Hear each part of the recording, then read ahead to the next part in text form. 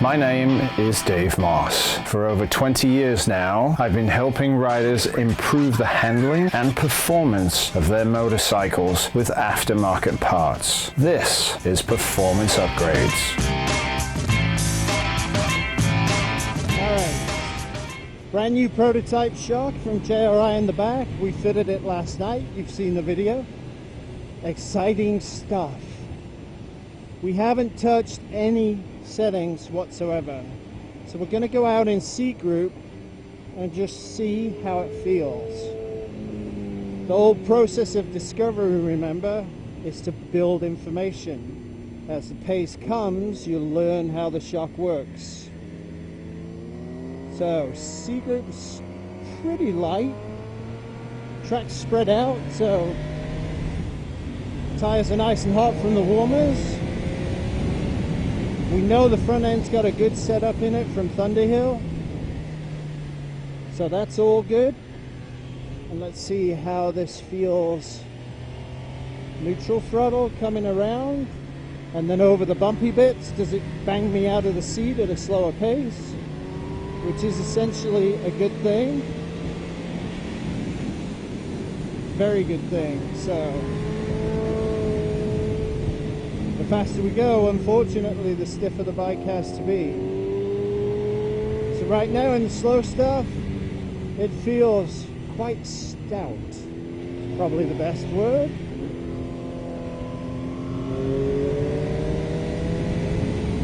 So let's move through the traffic a little bit. Put it under a little duress. There's some bumps. Right on the exit of Riverside is a pretty harsh bump. Here's another couple. Definitely firm. Not bruising my coccyx. Yes, I pronounced that correctly. But certainly lets you know there's a bump there.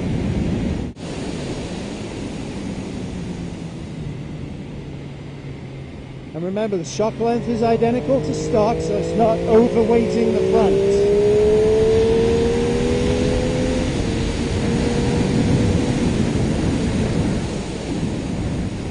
See all those braking bumps into one? Oh. They're a little bit harsh on the high speed. And what does that mean? That means sharp edge bumps, very sharp edge bumps. So definitely could back it off there a little bit, but the shock's probably not totally hot yet. And away we go. Alright. Front wheel comes up a lot easier.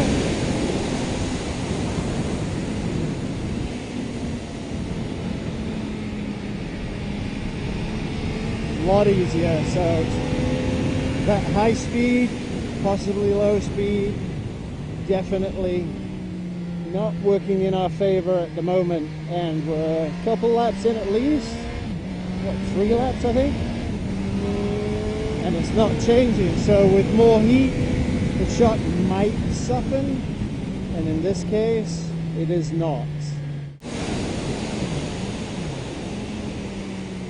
And bring it in.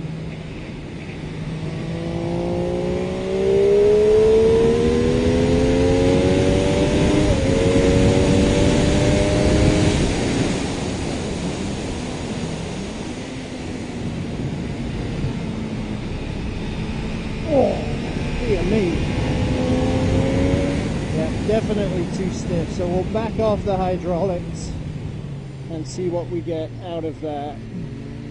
So no need to ride any further, we'll go back in.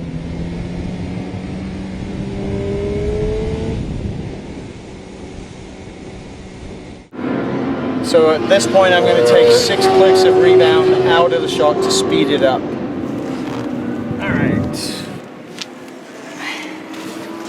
So that's hidden up in here.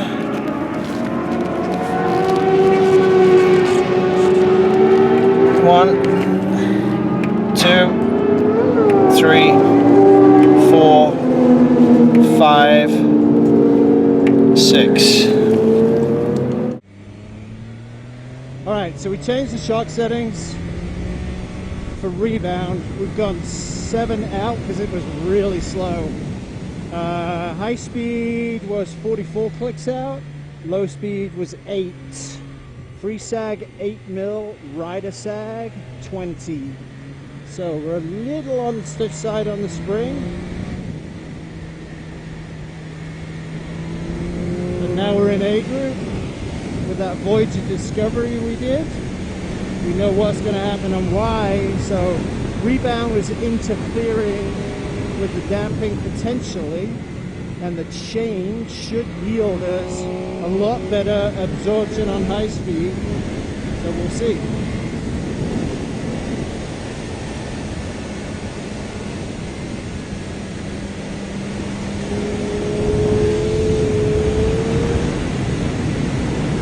Yep, a lot better.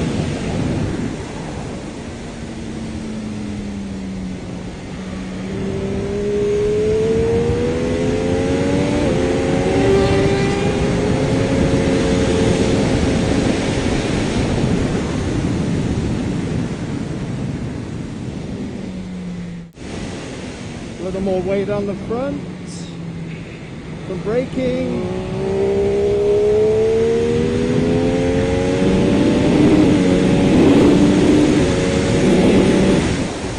Definitely. Stiffer spring, stiffer settings. We're absolutely loaded.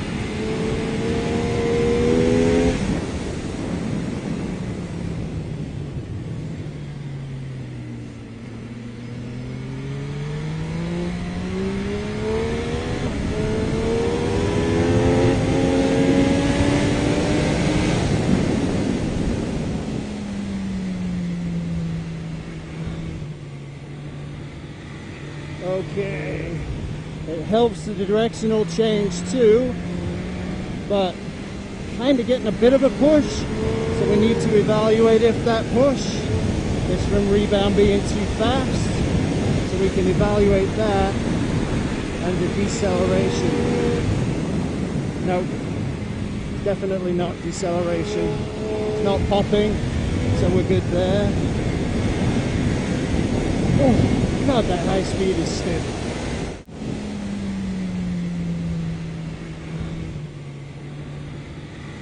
Okay, it helps the directional change too, but kind of getting a bit of a push, so we need to evaluate if that push is from rebound being too fast, so we can evaluate that, and the deceleration.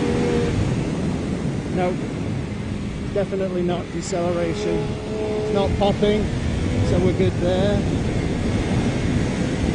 Oh, God, that high speed is stiff.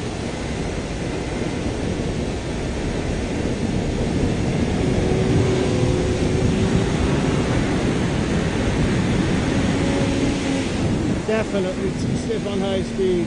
Have to see if we can pull some of that out.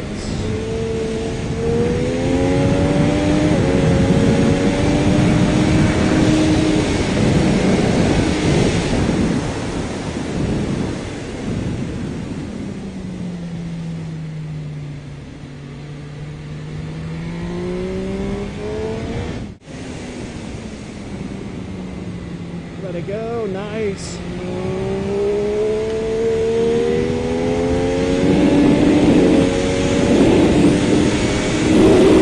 Again, brake early because there's that much weight transfer.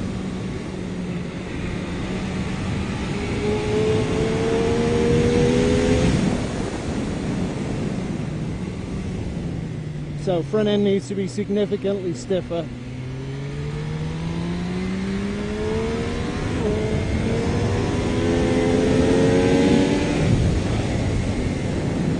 Slow down, fuller, we don't want to go through any oil, we'll take our time.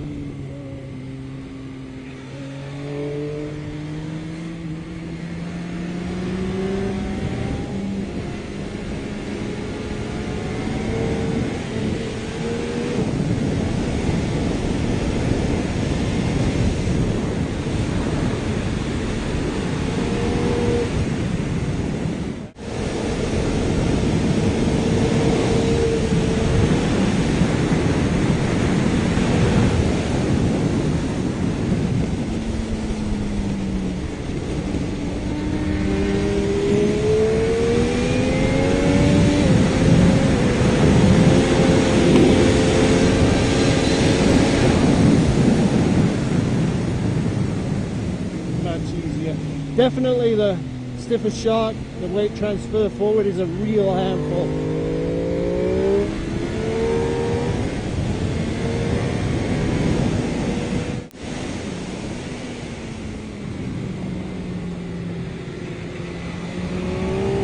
Last lap, we know what we need, we got it.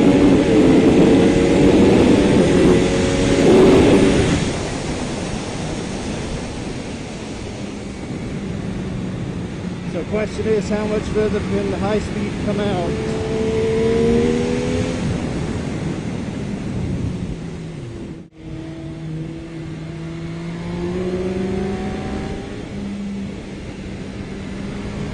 On the low speed, man, it feels good, but those sharp edge bumps chip the teeth.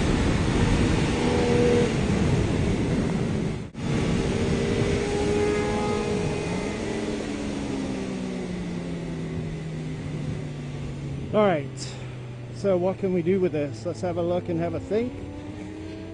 If we increase free sag a little bit, that's going to make more weight transfer forward, so we don't really want to do that. We're going to have to stiffen the spring up front, to take care of all that weight transfer. Rebound didn't feel too fast, so we know that's not the issue. I'm going to take 8 clicks of high-speed damping out to soften the shock. 1, 2, 3, 4, 5, 6, 7, 8. Let's see, bringing it out. 8 clicks helped us at all.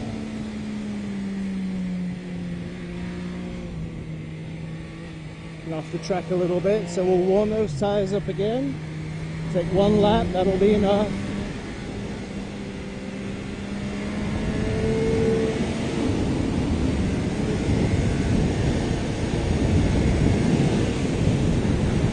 Also know there's too much weight transfer coming forward, so we'll minimize our braking. Braking will be light and early. That's better.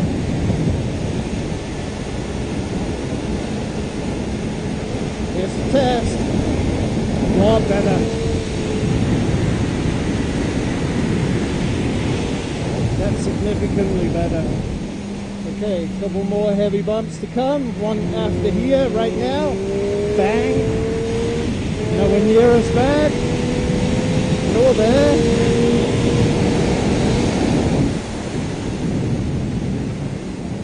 So, big improvement with 8 clicks out of high speed, no changes to low.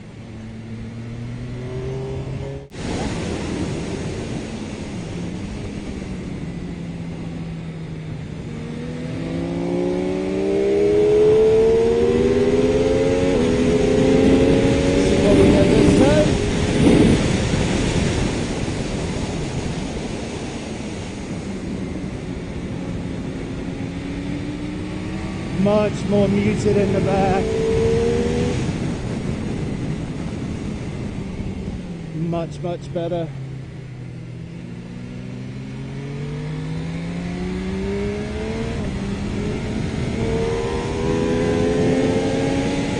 Still pushing the bike out a little wide on acceleration. That may be spring tension or compression at 8 being too stiff. So the next change would be to move compression to 8 and then out to 12.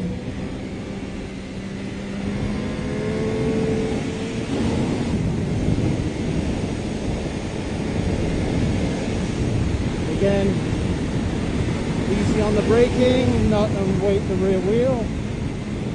Lap times are irrelevant. This is just discovering what we got.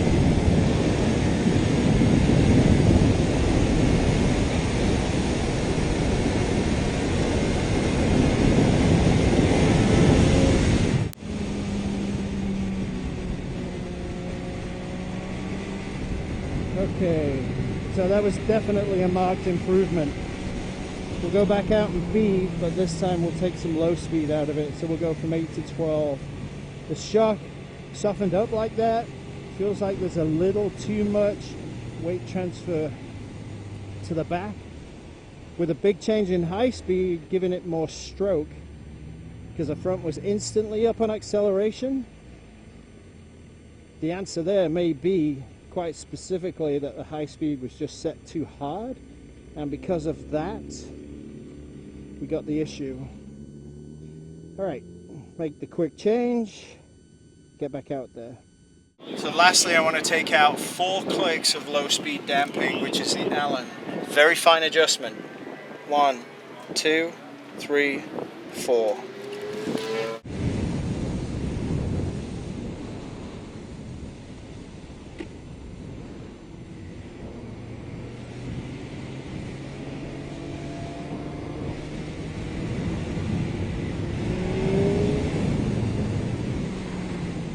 Alright, let's get on correctly again. So 4 at a low speed.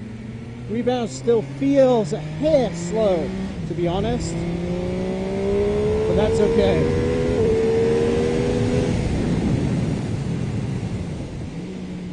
Because that isn't adding to the issue in regards to weight transfer to the front. So I don't have an Allen to undo the set screw, so preload we can't touch, but given where we're at right now, probably the most I'd take off is 1 turn. I'm thinking 1/2 to 3/4 will probably be sufficient, especially when we put this under load. We kind of get that back squat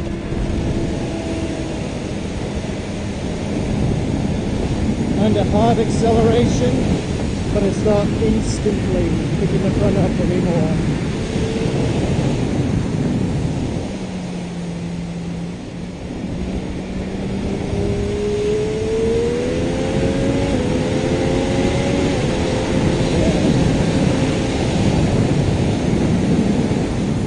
Definitely rear biased, so it feels better over the bumps, which means that I need to add 2, maybe 3 millimeters of ride height to it.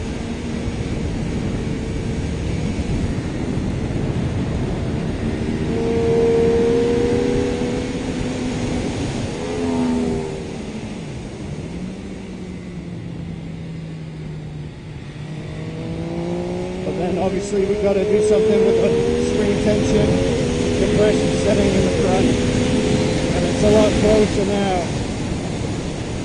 Yeah, that's a lot better.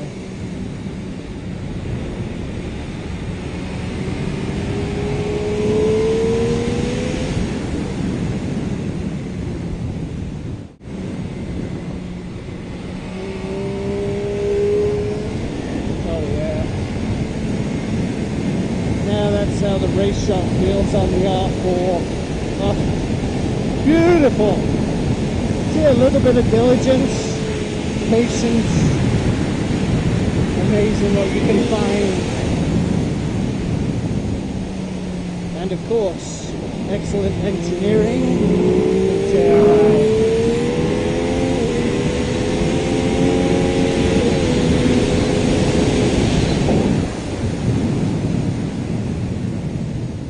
Lots of rear wheel bite. Yeehaw! Now we're having some fun.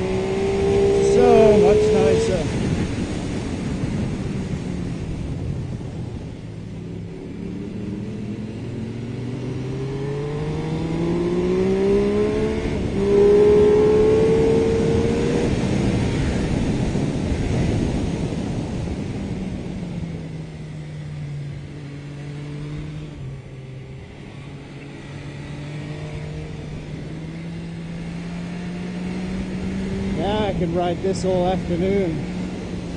Just figure out the preload situation. And the faster we ride this, the better it's coming.